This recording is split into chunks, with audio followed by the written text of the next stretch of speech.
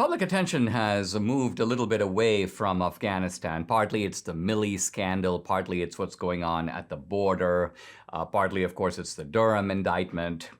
But there's a report just out that the Kabul suicide bomber, the guy who murdered 13 Americans and nearly 200 Afghans, this guy was set free from, guess where? Not Gitmo, Bagram prison. In other words, this guy was in prison at the base of Bagram.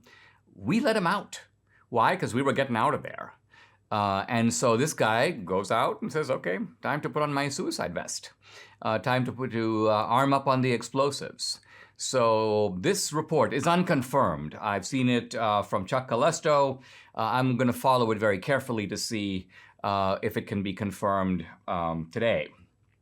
What is confirmed is that the Pentagon has now admitted that they're great, triumphant, we got these ISIS guys who were coming to attack the airport. We took revenge for the suicide bombing. No, we didn't. The United States, in fact, killed a guy who was working with us, 43-year-old Zamari Ahmadi, an engineer working for the U.S. aid group called Nutrition and Education International. This is a poor NGO guy. This is a guy who's on our side. In fact, his family members told the Times that Ahmadi had applied for refugee resettlement in the U.S. I'm one of you. Take me with you. Boom! We blow him up. We blow up 10 members of his family. We kill, in fact, his 7 children. Think of this. This is like a war crime. Horrific.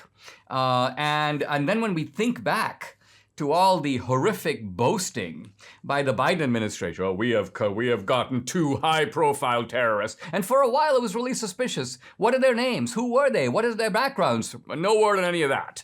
And then it took the New York Times and the Washington Post, by the way, to do an investigation, to go over there on the scene and to realize that, no, you didn't. You got the wrong guy.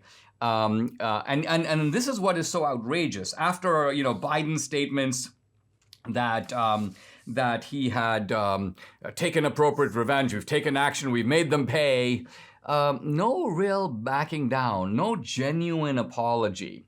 Here I'm now quoting from an article in Fox News. No disciplinary action expected, officials say. U.S. military stands by intel leading to strike. Wait a minute. You're standing by the intel? The intel was valid? Really? Obviously, the intel was wrong. The real question is, where'd you get it? And you know what the answer to that is? Well, at least Becker News is reporting that they got it from the Taliban.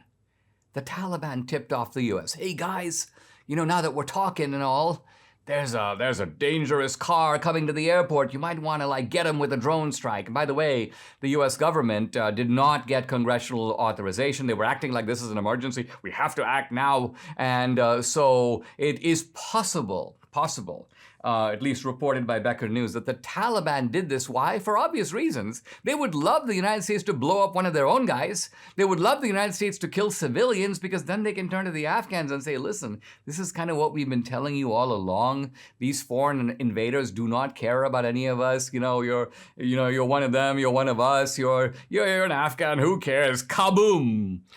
That's the United States. That's what they want the United States' image to be. A callous superpower that doesn't even really care. Now, my final tidbit on all this is that people aren't leaving the Mazar-e-Sharif airport right now. The Taliban is blocking it.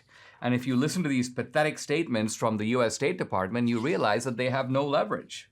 First of all, they're trying to change the topic. Every time you bring it up, Ned Price, by the way, who's the spokesman for the State Department, he goes into these little side pats. He says things like, I want to commend veterans groups which have played an important role and welcome role in this. A constellation of actors has come to the support of the people of Afghanistan, blah, blah, blah. But here comes the key line. Only when pressed, I'm not aware that any international flights, charter flights or otherwise, have left Mazar-e-Sharif. And then the usual mindless rubbish. We will continue to work as this, just as we continue to work on overland routes as well. We have been very clear that the individuals who expressed a desire and willingness to leave should be allowed to leave. This is kind of like, I would call it diplomacy by memo, diplomacy by rhetoric, as if us being, quote, very clear about it is going to actually make anything happen on the ground. This is a pathetic operation from start to finish. And this latest episode, getting the wrong guy, perhaps even letting out the guy from Bagram prison to do the suicide bombing. This is all just a grim metaphor for the sheer, not just incompetence, but also malevolence that is a defining feature of the Biden administration.